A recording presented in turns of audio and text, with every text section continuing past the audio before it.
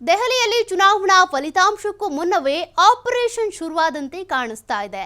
ಬಿಜೆಪಿಗೆ ಶುರುವಾಯಿತಾ ದೆಹಲಿ ಸೋಲಿನ ಭಯ. ಈಗಾಗಲೇ ಹೇಳಿದ ಹಾಗೆ 8 ಸಮೀಕ್ಷೆಗಳು ಬಿಜೆಪಿ ಗೆಲ್ಲುತ್ತೆ ಅಂತ ಹೇಳಿದ್ರು ಕೂಡ ಎಷ್ಟೋ ಸಂದರ್ಭದಲ್ಲಿ ಎಕ್ಸಿಟ್ ಪೋಲ್ಗಳ ಸಮೀಕ್ಷೆಯೂ ಕೂಡ ಉಲ್ಟಾ ಪಲ್ಟಾ ಸುಳ್ಳಾಗಿದ್ದು ಇದೆ. ಹೀಗಾಗಿ ಆಪ್ ಶಾಸಕರ ಖರೀದಿಗೆ ಕೋಟಿ ಕೋಟಿ ಹಣದ ಆಮಿಷ ಒಡ್ತಿದ್ದಾರಂತೆ ಬಿಜೆಪಿಯವರು.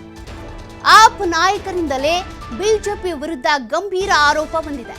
ಸಮೀಕ್ಷೆಯಲ್ಲಿ ಬಿಜೆಪಿ ಗೆಲುವು ಅಂದ್ರೂ ಕೂಡ ಆತಂಕ ಹೆಚ್ಚಾಗ್ತಿದೆ.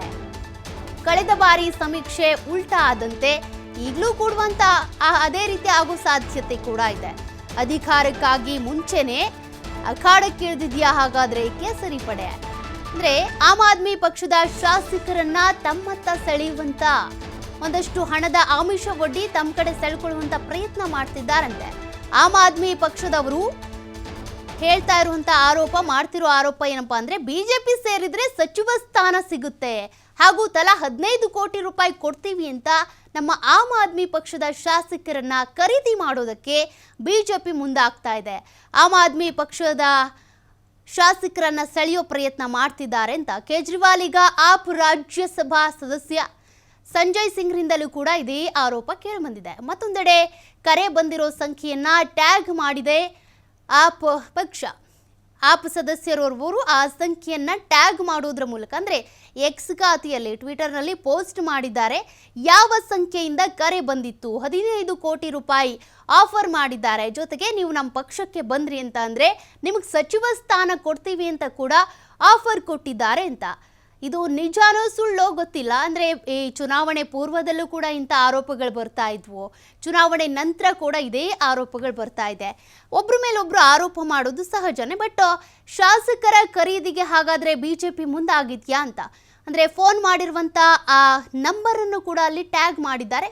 ಹಾಗಾಗಿ ಬಿಜೆಪಿಯವರು ಈ ರೀತಿ ಮಾಡ್ತಿರೋದು ನಿಜಾನಾ ಅನ್ನುವಂಥ ಅನುಮಾನ ಈಗ ದಟ್ಟವಾಗ್ತಾ ಇದೆ. लोकतंत्र को कुचलने,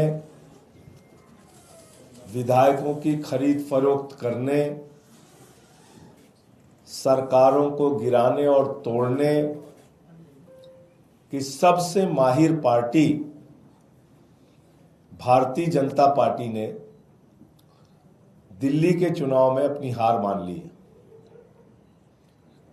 और इसी के कारण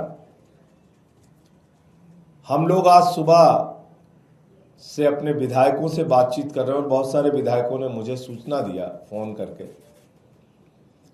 7 विधायकों के पास 15-15 करोड़ रुपए लेकर पार्टी छोड़ने का, पार्टी तोड़ने का, भारतीय जनता पार्टी में शामिल होने का ऑफर अब तक आ चुका है।